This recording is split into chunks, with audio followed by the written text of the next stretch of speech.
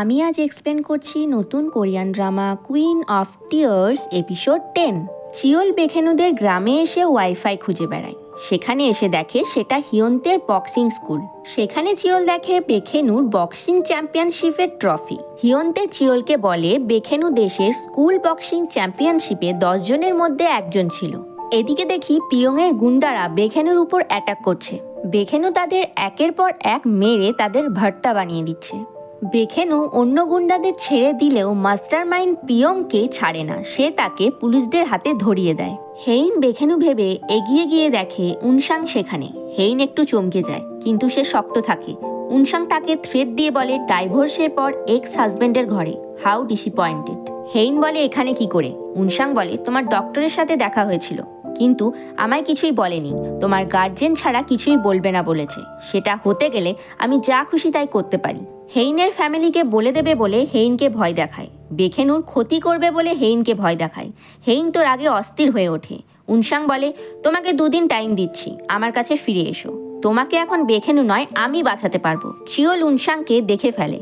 তাকে মারতে এলে সে নিজেই নিচে পড়ে যায়। সে কেঁদে হেইনকে বলে সব আমার জন্যই হয়েছে। উনসাংয়ের কাছে বারবার অনুরোধ করে তার ওয়াইফ আর ছেলে কোথায় আছে তাকে বলে দিতে, কিন্তু উনসাং কিছুই বলে না, সে চলে যায়। হেইন চিওল হিয়ন্তে হেঁটে গেলে হেইন চিওলকে বলে উনসাং এখানে এসেছিল সেটা যেন বাড়ির কেউ জানতে না পারে। আর বলবি তুই ড্রিঙ্ক করে নিচে পড়ে গিয়ে তোর চোট লেগেছে। হেইন হিয়ন্তের দিকে তাকালে সে বলে আমার নাইট ব্লাইন্ডনেস আছে, আমি রাতে কিছুই দেখতে পাই না। উনসাং দাহেকে ফোন করে আগের নাম্বার, ইমেল, সোশ্যাল মিডিয়া সব কিছু ডিলিট করে দিতে বলে। সে বলে হ্যাঁ করে দিয়েছি। দাহে চিওলে কেমন আছে সেটা জানতে চাইলে শয়তানটা বলে ও তোকে খুঁজছে না। দাহেও এটা শুনে স্যাড হয়। এদিকে দেখি চিওল দাহে ও গনুর নাম করে করে রাতে শুয়ে শুয়ে কাঁদতে থাকে। হেইন বেখেনুর জন্য অস্থির হয়, বারবার ঘড়ি দেখে। বেখেনু লুকিয়ে বাড়ি ঢুকলে হেইন তাকে দেখে ফেলে। বেখেনুর মুখটা ভয়ে দেখবার মতো ছিল। হেইন তাকে হাত ধরে টেনে রুমে নিয়ে আসে। তাকে কি হয়েছে বারবার জিজ্ঞাসা করে। বেখেনুর মুখ ধরে দেখে। বেখেনুকে কিছু বলতেই দেয় না। বেখেনুর ঘাটটা ধরে এমনভাবে ঘোরাতে থাকে যেন তার ঘাটটা সেই ভেঙে দেবে। বেখেনুর টাই খোলে। জামার বোতামগুলো খুব তাড়াতাড়ি খুলতে থাকে। বেখেনু ঘাবড়ে যায়। বেখেনু তার থেকে ছাড়াতে থাকলেও হেইন তার জামা খুলে পিঠে কতটা লেগেছে সেটা দেখে নেয়। আবার বেখেনু বলে আমি ঠিক আছি, একদম ঠিক আছি। হেইন তাকে বকে আবার চুপ করিয়ে দেয়। বেখেনুর কেটে যাওয়া জায়গায় মলম লাগাতে থাকে। বেখেনু বলে 3 জনের সাথে একা ফাইট করেছি, ওদের হাতে অস্ত্রও ছিল। আমি বক্সিং করতাম, তাই এইটুকু ব্যথায় আমার কিছুই হবে না। হেইন তার কাটা জায়গায় জোরে মলম লাগিয়ে দিলে বেখেনু চেঁচিয়ে ওঠে। হেইন বলে কে ছিল লোকগুলো? বেখেনু বলে ওই ফ্রড গ্যাংস্টারগুলো। বেখেনু বলে আমি ফাইটে জিতেছি। হেইন বলে ভেবো না, তোমায় বিশাল কুল দেখতে লাগছে। প্রমিস করো আমাকে, এরকম কখনো হলে সেখান থেকে তুমি পালিয়ে যাবে, নিজেকে কষ্ট দেবে না। বেখেনু বলে পারবো না প্রমিস করতে। হেইন বলে কেন? বেখেনু বলে আমি নিজেকেই নিজে প্রমিস করেছি তোমার পাশে থাকবো। হেইন বলে ভুলে যাচ্ছ, আমাদের ডাইভোর্স হয়ে গিয়েছে। আর কোনোদিন যদি দেখি তুমি ফাইট করেছো, তোমার এত লেগেছে, সেদিন আমি তোমাকে আমার হাতে করে মেরে ফেলবো। তাড়াতাড়ি প্রমিস করো। এবার বেখেনুও প্রমিস করেই দেয়। বেখেনু আর হেইনের ফ্যামিলি একসাথে খাবার খেতে বসলে সকলে বেখেনু আর চিওলের কেন চোট লেগেছে জিজ্ঞাসা করে। বেগদু বলে তোরা একসাথে মিলে মারপিট করিসনি তো? চিওল বলে জামাইবাবু বক্সিং চ্যাম্পিয়ন, ওর সাথে কি করে পারবো। এবার বিয়মজুন বলে আমার জামাই খুব ট্যালেন্টেড। বেগদু বলে একদম আমার মতো। বোন বলে একদম নয় বাবা, মায়ের মতো। বেগদু বলে হেইন একদম তার মায়ের মতো। বেখেনু কাজের জন্য বেরোলে চিওল কালকে রাতে উনসাং এসেছিল তাকে বলতে যাবে। হেইন তখনই পিছনে চলে এলে সে ঘাবড়ে গিয়ে সেখান থেকে পালিয়ে যায়। হেইন এসে বেখেনুর চোটে মলম লাগিয়ে দেয় আর বলে নিজের চোটে মলম লাগাতে পারো না? বেখেনু গাড়ি নিয়ে যেতে থাকে। কিছুটা রাস্তা গিয়ে থেমে আবার হেইনের কাছে ফিরে এসে বলে একটু টাইম বাকি আছে, একটুক্ষণ পরে যাব। তারা দুজনে বসে আইসক্রিম খায় আগের মতো। বেখেনু তো হেইনের দিক থেকে চোখ সরাতেই পারে না। বেখেনু বলে আগেও যদি আমরা একে অপরের এভাবে খেয়াল রাখতাম তাহলে কি আমরা আলাদা হতাম? এবার তারা দুজনেই পাস্টের কথা চিন্তা করে। হেইনকে টায়ার্ড দেখে বেখেনু তাকে জিজ্ঞাসা করতে চাইতো আজ তোমার দিন কেমন কেটেছে, কিন্তু সে পারেনি। হেইন ও বেখেনু কাজে থাকলে হেইন তাকে আটকে জিজ্ঞাসা করতে চাইতো তুমি লাঞ্চ করেছো, কিন্তু সেও পারেনি। এভাবেই ছোট ছোট কথাগুলো না বলতে পেরে তাদের সম্পর্কে ফাটল ধরেছিল। এদিকে শিওল উনসাংকে চেয়ারম্যানকে ফিরিয়ে আনতে বলে, কিন্তু উনসাং তার কোনো কথাতেই রাজি হয় না। উল্টে বলে আমি হেইনকে বিয়ে করব। শিওল বলে হেইন কোনোদিনই রাজি হবে না। উনসাং বলে আমায় চেনো না, আমি যা চাই সেটা হাসিল করেই ছাড়বো। অফিসে এসে বেখেনু দেখে তাকে আবার ফাঁসানো হয়েছে মিথ্যা অভিযোগে, যে সে ভিআইপি কাস্টমারদের কাছ থেকে ঘুষ নিয়েছে। তাকে তার অফিস থেকে সরিয়ে একটা নোংরা রুমে শিফট করে দেওয়া হয়। বেখেনুর কাটা ঘায়ে নুনের ছেটা লাগাতে আসে উনসাং। তাকে বলে এরকম জায়গায় থাকতে কষ্ট হবে। বেখেনু বলে আমার বিরুদ্ধে মিথ্যে এসব মামলা, এখনো সেসব প্রমাণ হয়নি। উনসাং বেখেনুকে টিস করে বলে কালকে হেইনের সাথে দেখা হলো, বলেনি নিশ্চয়? বেখেনু এটা শুনে শক লাগলেও বেখেনু কিছু কম যায় না। সে বলে গ্যাংস্টার পিয়ং এখন পুলিশের কাছে, জানেন না নিশ্চয়? উনসাং এটা শুনে অবাক হয়ে গেলেও সে বলে আমি এই নামটা কোনোদিনই শুনিনি। উনসাংয়ের পুরো মুখ চুপ করিয়ে দেয় বেখেনু। বেখেনুর পেছনে সমস্ত এমপ্লয়িরা তার নামে কথা বানায়, কিন্তু বেখেনু কিছু উত্তর দেয় না। শিওল গ্রেসকে হেইনের পজিশন দেবার লোভ দেখায়, তবে এই শর্তে যে তার আগে উনসাং চেয়ারম্যানকে কোথায় সরিয়ে রেখেছে সেটা তাকে খুঁজে বের করতে হবে। যেহেতু গ্রেস আগে কুইন গ্রুপের পার্সোনাল অ্যাফেয়ার্সের দায়িত্বে ছিল, তাই সে দেশের সমস্ত বড় বড় লোকেদের সাথে কন্ট্যাক্টে ছিল। গ্রেস তার টিমকে চেয়ারম্যান কোথায় আছে সেটা খোঁজার কাজে লাগিয়ে দেয়। এদিকে বমিজাকেও ডিটেকটিভ কোনান জানিয়ে দেয় চেয়ারম্যান কোথায় আছে সেটা কেউ খুঁজে পাচ্ছে না। বমিজা এটা শুনে রেগে যায়, বলে ওরা বাবাকে খুঁজে পাওয়ার আগেই আমাদের বাবাকে খুঁজে বের করতে হবে। ইয়ংসাং আবার বমিজাকে রাগায়, ওই আমার মায়ের মেয়ে এই কথা বলে। বমিজা তাকে ইয়ংসাংয়ের মায়ের রুমালটা ফেরত দিয়ে দেয়। এদের দুজনের নোকঝোঁকের মাঝে একটা মিষ্টি সম্পর্ক গড়ে উঠছিল। বেখেনুর বাবা বেগদুকে ভিলেজ হেডের পদ থেকে ইস্তফা দিতে হয়। পরের ভিলেজ হেড পার্ক বক্তৃতা দিলে দূর থেকে দাঁড়িয়ে বেগদু ও তার সাকরেতরা স্যাড হয়। চিওল বারবার তার ফোনে গনুর ফটো দেখতে থাকে। দাহেকে ইমেল পাঠাতে চায়, কিন্তু দাহের তো অ্যাকাউন্ট বন্ধ, তাই না পেয়ে চুপ করে বসে থাকে। বেখো গেম খেললে সেটা দেখে চিওলের মনে পড়ে যায় দাহে ও সে কত এক্সাইটিং ভাবে গেম খেলতো। খেলায় হেরে গেলে দাহে চিওলের ওপর চেঁচাতো। চিওল তাড়াতাড়ি করে তার ফোনের গেমটা অন করে দেখে দাহে 2 ঘন্টা আগে অনলাইন ছিল। সে তো আনন্দে বেখোকে জড়িয়ে ধরে নিচে পড়ে তাকে থ্যাংক ইউ বলতেই থাকে। গ্রেস ফোনে কথা বললে বেখেনু ও ফ্রেন্ড তাকে পেছন থেকে এসে ধরে ফেলে। এটা দেখে গ্রেসও ঘাবড়ে যায়। বেখেনু ও ফ্রেন্ড তাকে কিছু লিস্ট দেখিয়ে গ্রেসকে থ্রেট দেওয়ার কায়দায় বেখেনু বলে এই আপনার স্পাইয়ের ব্যবসায় অনেকগুলো ব্রাঞ্চ আছে, ইলিগাল ট্যাক্সও, তাই না? ফ্রেন্ড বলে আপনি অনেকের ম্যাচ মেকিং করিয়েছেন, অনেকের বিয়ে দিয়েছেন, তাই না? তবে তাদের মধ্যে কত যে ডাইভোর্স হয়েছে তার ঠিক নেই। এর মধ্যে অনেক আমার ক্লায়েন্টও আছেন, দেখুন অ্যাসেম্বলিম্যান, জাজ, গ্যাংস্টারও আছে, দেখুন। এরা যদি জানতে পারে আপনি এদের কত কিছু লুকিয়ে বিয়ে দিয়ে এদের জীবন বরবাদ করেছেন, তাহলে কিন্তু ভাবুন আপনার কি অবস্থা হবে। গ্রেস বলে এই কথা আস্তে আস্তে বলুন, কেউ শুনে ফেললে কি হবে বলুন তো? আমার সাথে এসব চলবে না। এই সব আমি টাকার জন্য করেছি, আর টাকার জন্য আমি সবকিছুই করতে পারি। পেছন থেকে বমিজা এসে ব্যাগ দিয়ে গ্রেসের মাথায় মেরে বলে তুই এখন আমাদের সাথে নেগোসিয়েশনের পর্যায়ে নেই, বোঝ একটু। বমিজা তার পাশে এসে বসে তার গলা ধরে বলে আমাকে চিনিস, কতবার কাউকে পিটিয়ে জেলে গেছি। গ্রেসের মাথা ঠেলে বলে বেশি টাকা করলে কিন্তু জেলে যাবি, আর আমি জানি সেখানের মহিলারা তোর সাথে যা ব্যবহার করবে। ওয়াও, এটা চিন্তা করেই আমার দারুণ লাগছে। এই কথা শুনে গ্রেসের গলা শুকিয়ে যায়। গ্রেসকে ধরে সকলে ডিটেকটিভের অফিসে নিয়ে আসে। সেখানে তাকে সকলে জিজ্ঞেস করে চেয়ারম্যান কোথায় আছে, কিন্তু সে বলে ঠিক করে জানি না, কিন্তু কতগুলো অ্যাড্রেস দিয়ে বলে এইসব জায়গায় হতে পারে।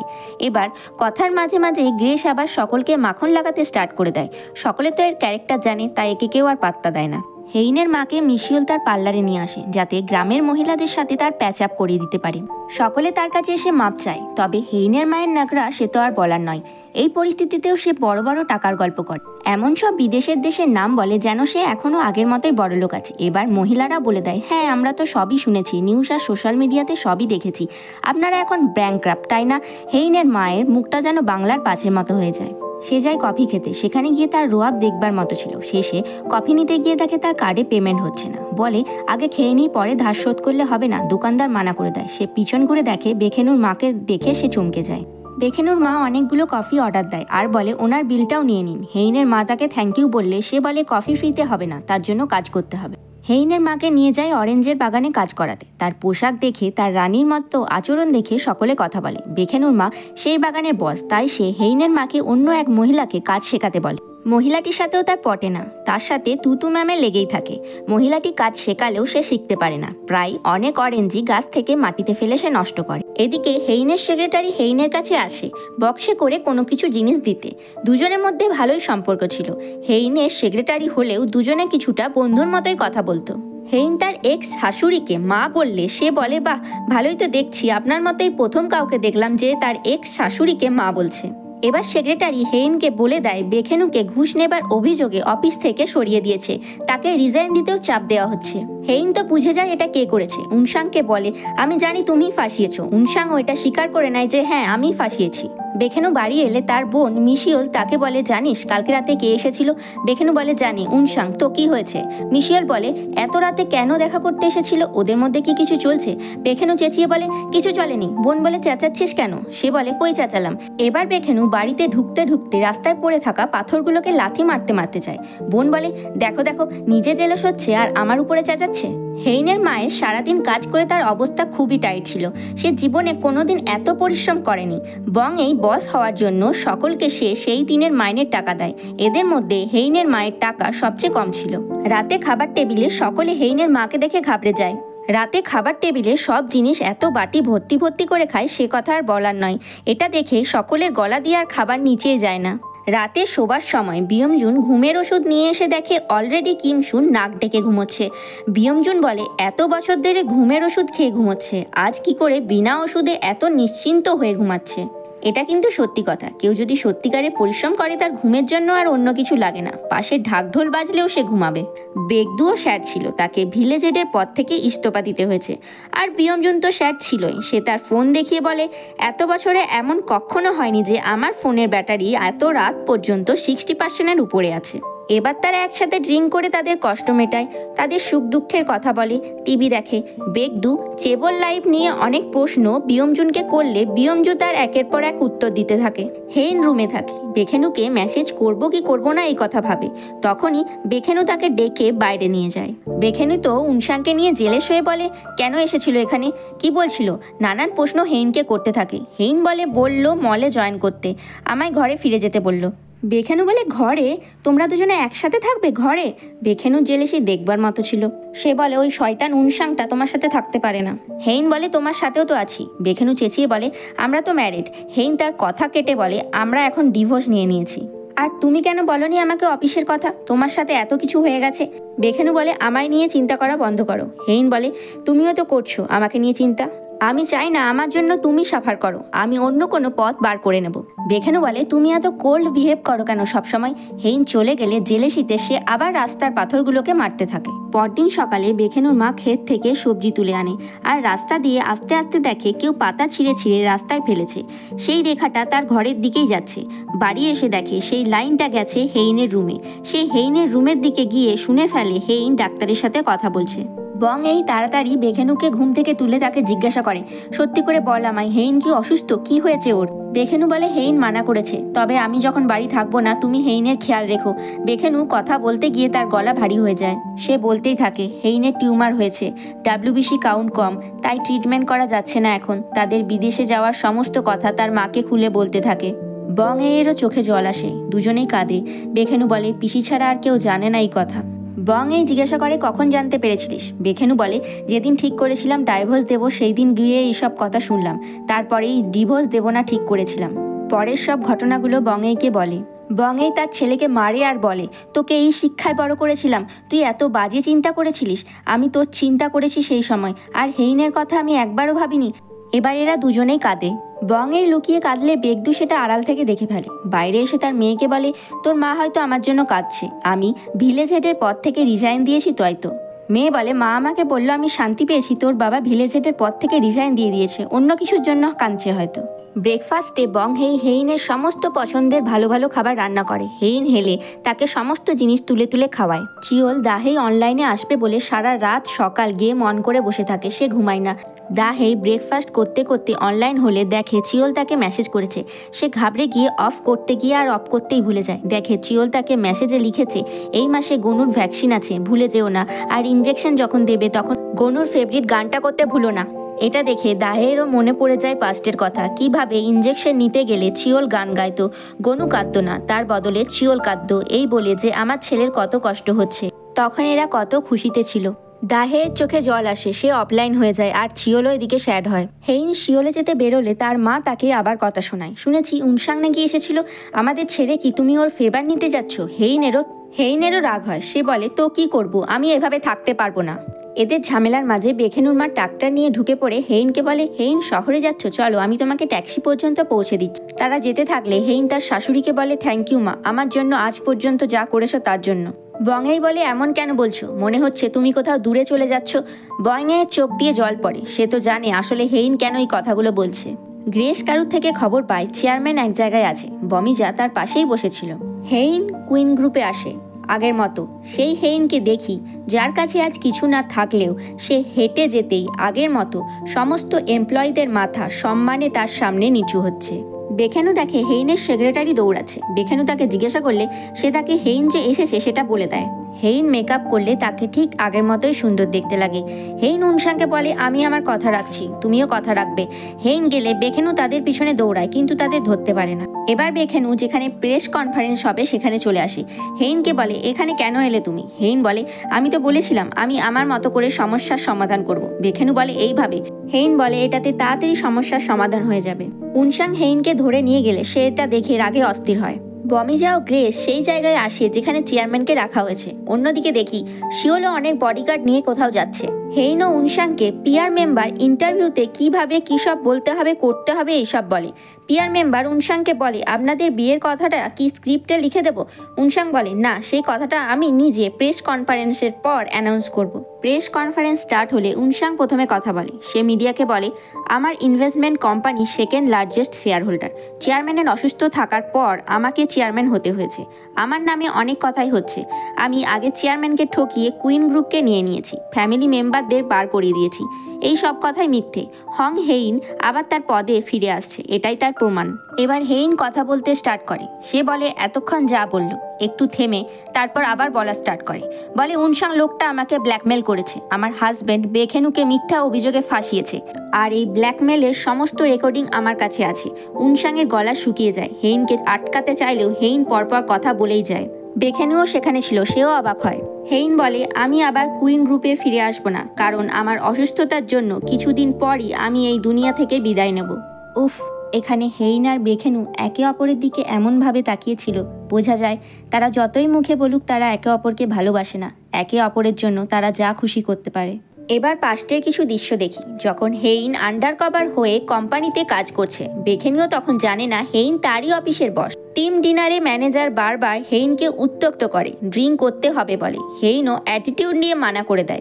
হেইনকে ম্যানেজার তবুও ড্রিঙ্ক করাতে চাইলে বেখেনু সিচুয়েশন কন্ট্রোল করতে ম্যানেজারের কাছে গিয়ে তার থেকে ড্রিঙ্ক কেড়ে খেয়ে নেয়। বেখেনুর এই অ্যাটিটিউডে সবাই তার খুবই তারিফ করে। হেইনও রেগে ড্রিঙ্ক করে বাইরে যায়। বেখেনুও তার পেছনে পেছনে গিয়ে তার রাগ ভাঙাতে থাকে। হেইন চেঁচিয়ে বলে, ড্রিঙ্ক করলে তোমাকে কিউট লাগে জানো না, কিন্তু তোমাকে কিউট দেখার অধিকার কেবল আমার আছে। অন্য কোনো মেয়ের সামনে তুমি কিউট দেখতে লাগতে পারো না। এটা শুনে বেখেনুও হাসে আর বলে, আর কোনোদিন কিউট লাগবো না অন্য কারুর সামনে। আবার আগের দিনের রাতের দৃশ্য দেখি। হিয়ন্তের সাথে বসে বেখেনু ড্রিঙ্ক করে আর বলে, আমি ড্রিঙ্ক করে ওর সামনে গেলে আগের মতোই কিউট লাগবো। শুয়ে পড়ে বলে, হেইনকে দেখলে যে আমার হার্টবিট বেড়ে যায়। হেইন খুশি হলে যে আমিও খুশি হই।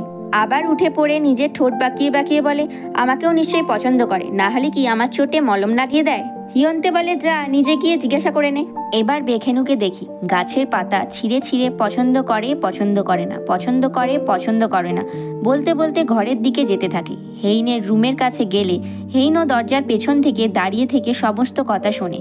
শেষ পাতাটা যখন পছন্দ করেতে থামে, বেখেনু হেসে ও লজ্জা পেয়ে বলে, পছন্দ করে? সত্যি? আমি তো হেইনকে পছন্দ করি না, আমি তো হেইনকে ভালোবাসি। হেইন শোনে বেখেনু তাকে বলছে, আই লাভ ইউ হেইন। আর এখানে এই 10th এপিসোড শেষ হয়ে যায়। 11th এপিসোডের জন্য স্টে কানেক্টেড।